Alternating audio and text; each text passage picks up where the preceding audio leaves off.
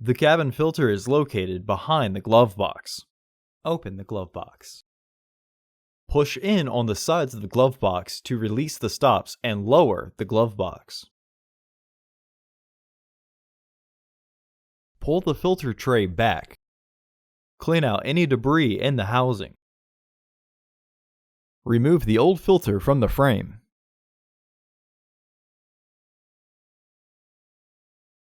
Install your new AQ1111 filter into the tray, with its airflow indicating arrow pointing down.